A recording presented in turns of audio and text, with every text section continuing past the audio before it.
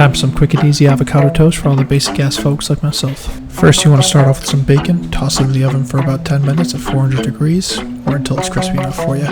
Next, you want to get a very sharp knife and just tap your avocado to cut it open, just like this. Now get rid of the pit, you don't need that shit. And then spoon your avocado into a bowl and mash it up until it's nice and creamy.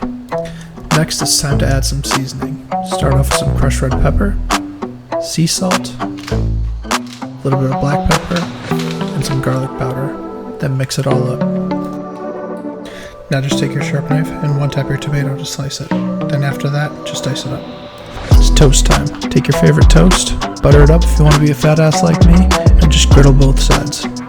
Now quickly fry up an egg, and we're ready to start assembling. I'm doing mine over easy. Take your toast, spread out that seasoned and mashed avocado evenly. Top that with some bacon bits, add the diced tomato, and then sprinkle everything but the bagel seasoning on top. After that, you just want to cover that with some Parmesan cheese, and then top it all off with the fried egg. Now just cut through that yolk and enjoy.